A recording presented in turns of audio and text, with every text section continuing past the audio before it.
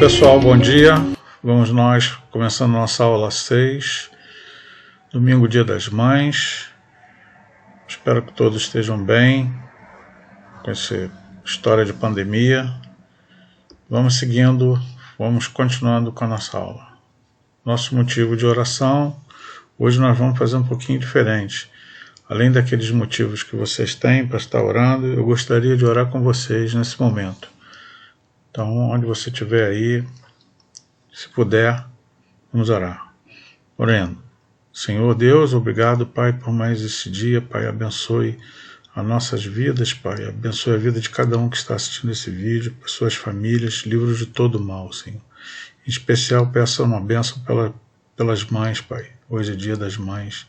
O Senhor esteja com ela, que o Senhor conforte o coração daquelas mães que, por motivo dessa pandemia, não possam estar com seus filhos. Que o Senhor possa ter misericórdia, Pai, de todos nós. Tenha misericórdia, Senhor, da humanidade. Afasta, Senhor, de nós esse vírus. Termina, Senhor, com essa pandemia. É a oração que eu peço e faço a Ti, Senhor, neste momento. Amém e amém.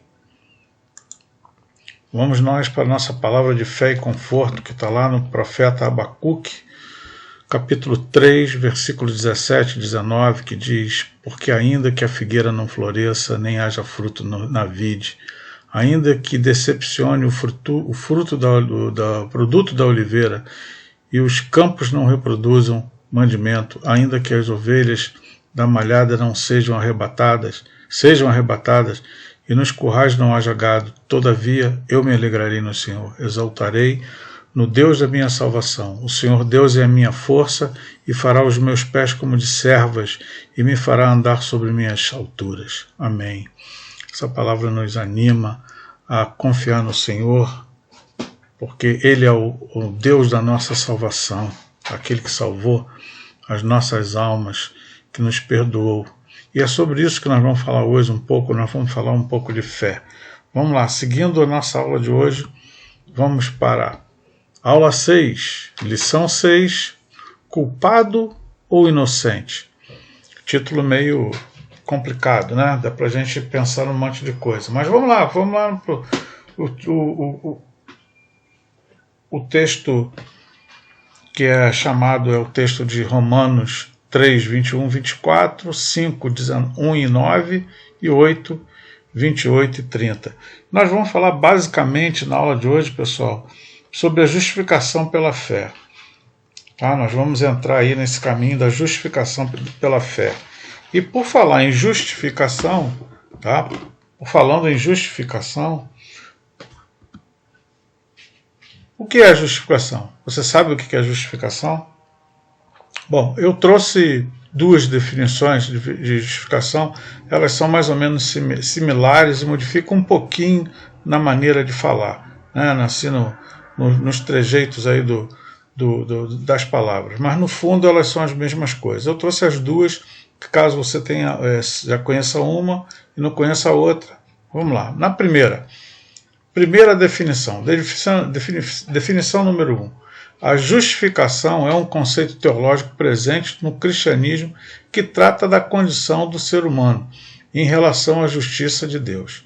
A justificação pela fé, também conhecida como sola fide, é um dos conceitos basilares do luteranismo e de todas as denominações cristãs que advêm da reforma protestante. Vamos lá para a nossa segunda definição. A justificação pela fé significa o ato jurídico da parte de Deus em que ele declara como justos homens injustos por causa dos méritos do seu filho. Seu filho aqui é Jesus Cristo, tá? Isso significa que por sua graça, mediante a fé em Cristo, Deus reputa reto, quer dizer, reputa inocente aquele que é culpado. Vamos dar uma ajeitada nisso aí, vou botar uma linguagem mais fácil.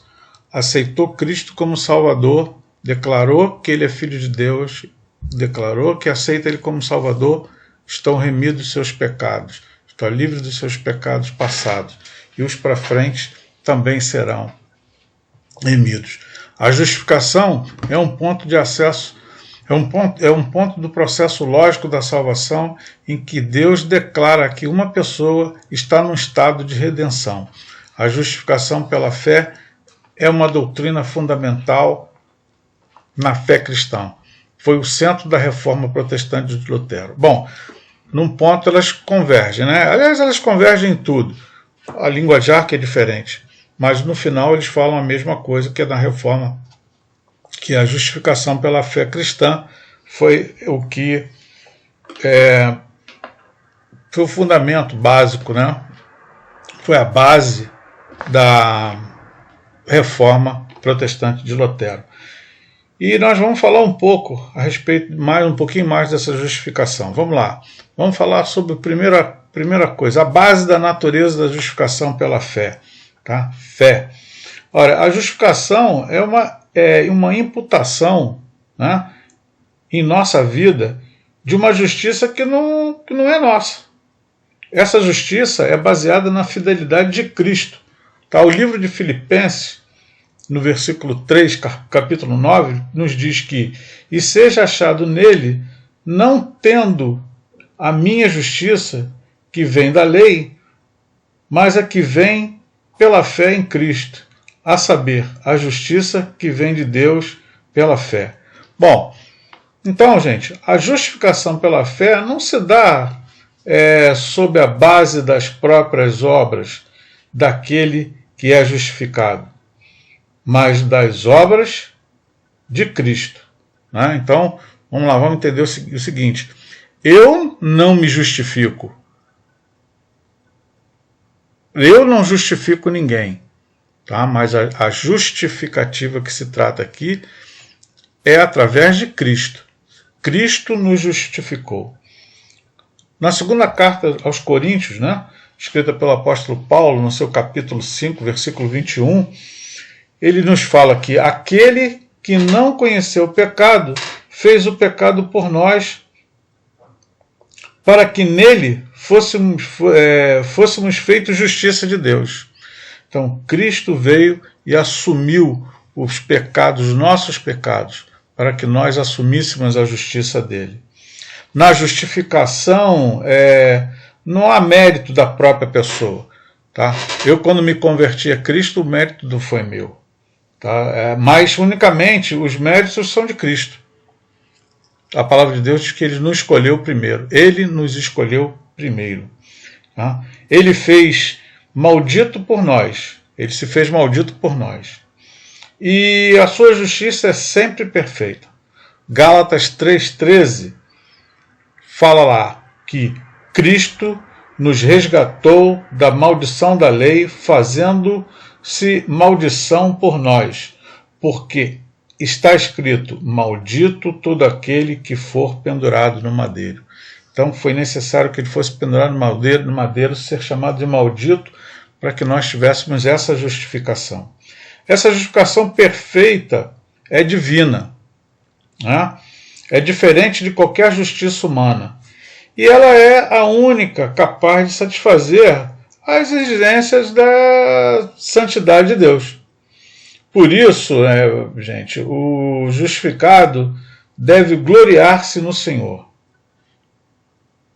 Primeira carta aos Coríntios, no capítulo 1, versículo 30 e 31, nós temos, mas vós sois dele, em Jesus Cristo, o qual para nós foi feito por Deus sabedoria e justiça, e santificação e redenção, para que, como está escrito, aquele que se gloriar, glorie-se no Senhor.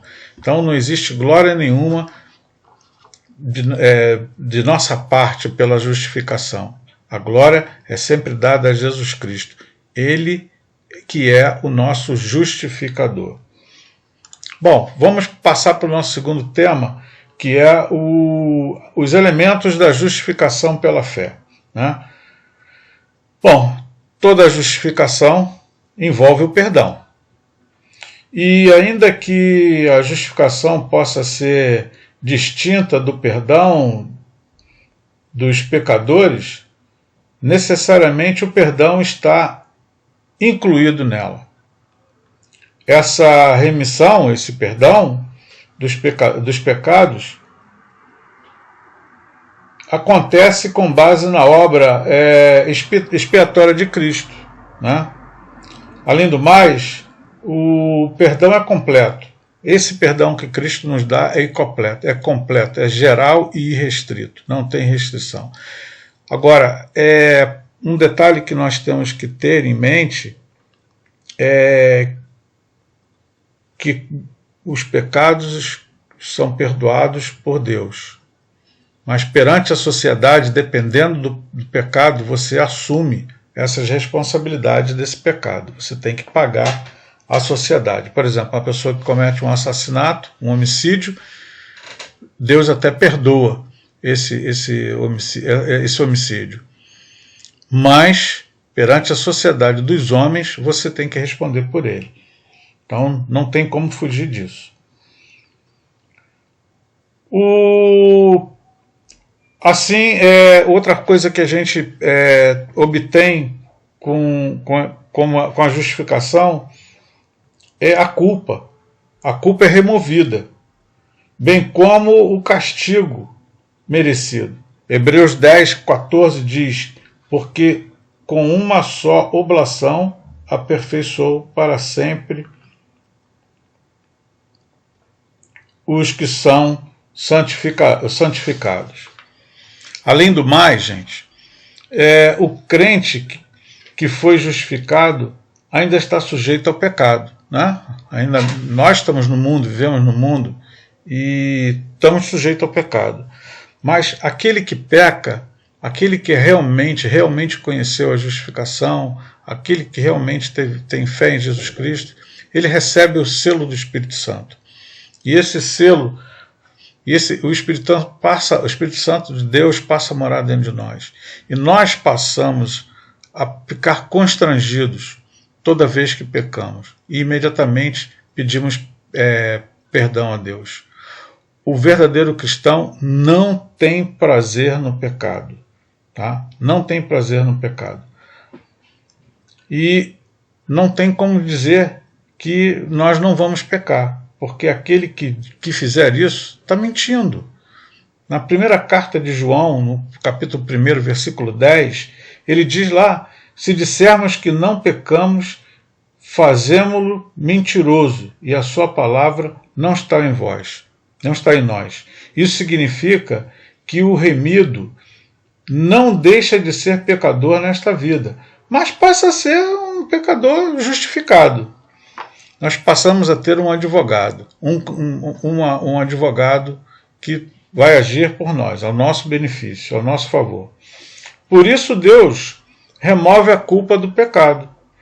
Mas a justificação vai ainda mais além do que um simples perdão. Ele também envolve a restauração da comunhão entre Deus e o homem. Nós vamos olhar lá de novo. Hoje eu estou falando muito de versículos, chamando muitos versículos, mas que é para poder dar o embasamento bíblico legal. Romanos 5, capítulo 1, diz: tendo sido, pois, justificado pela fé, temos paz com Deus e por nosso Senhor Jesus Cristo. Todo aquele que foi justificado tem paz com Deus, pois a culpa do pecado foi removida. Tá? Então, o pecador, alvo da justificação, é adotado como filho de Deus. Todo mundo diz por aí que todos nós somos filhos de Deus. Não, não somos. Nós somos criaturas de Deus. Somos filhos de Deus, adotados por Ele a partir do momento que aceitamos a Cristo como Salvador. Lembre-se que lá em João 3,16 diz que porque Deus amou o mundo de tal maneira que nos deu seu Filho único. Então Jesus é o Filho único de Deus.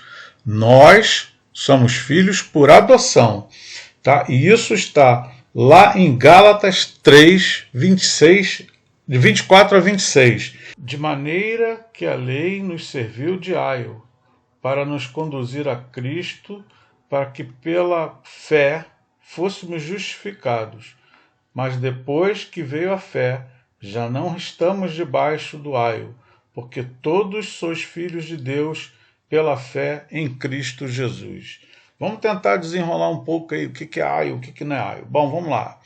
O apóstolo Paulo, quando mandou essa carta lá para os Gálatas, ele quis mostrar para as pessoas que todos estavam sujeitos à lei de Moisés no passado, tá? E do passado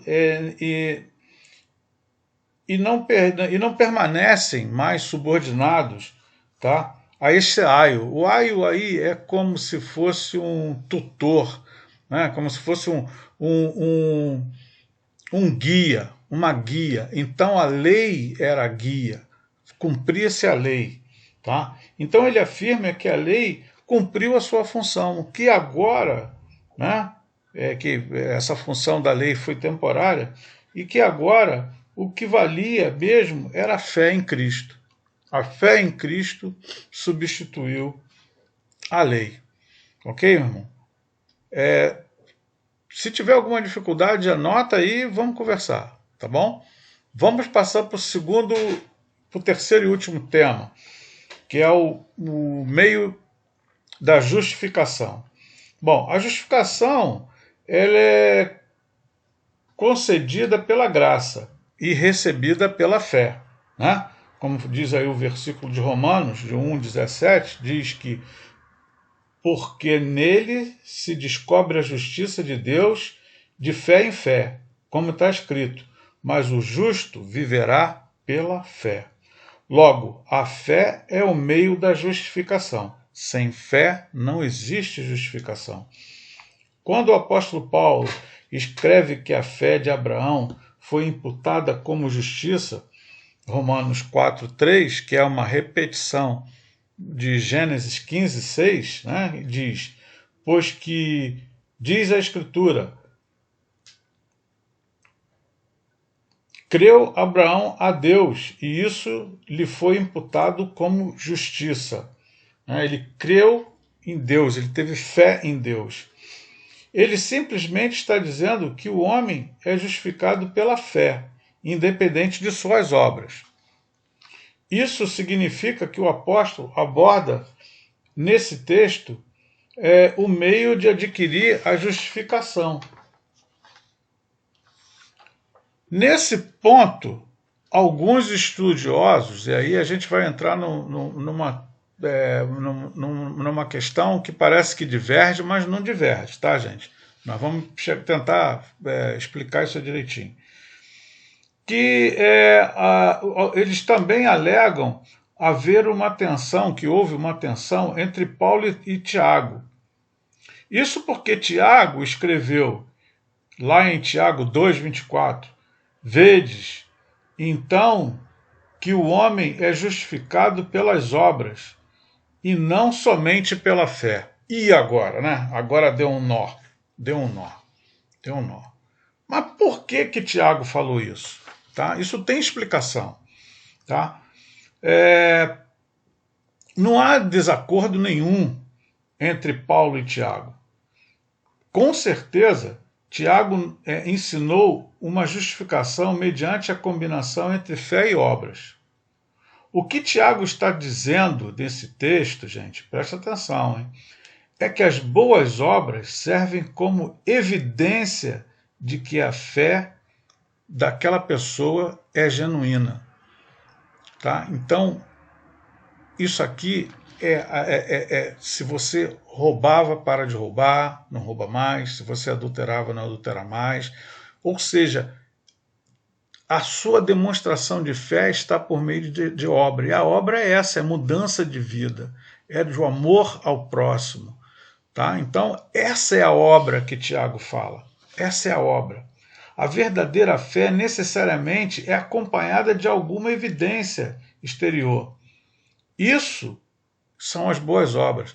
Eu lembro bem quando o pastor Mauro Jael Moreira, da Primeira Igreja Batista de São Gonçalo, era vivo, era o meu pastor, quando ele ia ele levava alguém para fazer algum testemunho, profissão de fé, ele sempre perguntava, as pessoas estão notando que houve alguma mudança na sua vida? a pessoa dizia, sim, houve. Aí ele perguntava, as pessoas estão observando isso? Já falaram alguma coisa? Ah, já falaram. Porque essas são as obras. A fé traz essa obra. Tá? Essa evidência da boa obra, se ela não ocorrer, então não há fé genuína. Né? E, consequentemente, não há justificação. Ou seja, eu não me converti, eu, me convenci, mas não me converti. A justificação não ocorre por meio de uma mera declaração de fé, mas pela existência de uma fé verdadeira. Eu estou sendo um pouco redundante aqui. A justificação pela fé é somente pela fé. Né? Novamente redundante. Mas essa fé nunca está sozinha.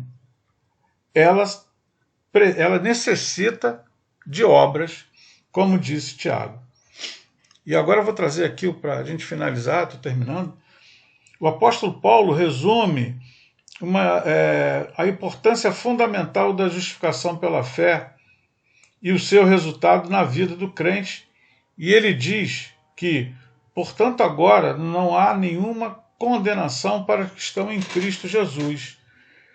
Ele ainda completa questionando: quem poderá trazer alguma acusação sobre os escolhidos de Deus?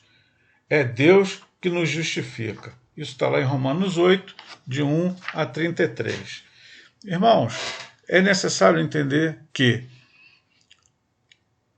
só é justificado, só é remido dos seus pecados se você tiver fé. Tá? A fé é a chave da graça, é a chave da justificação. Só ela é capaz de nós de fazer com que a nossa vida mude. Então, tenha isso na consciência. Tá? E as obras que o Tiago fala são essas obras que eu te falei, da transformação da nossa vida.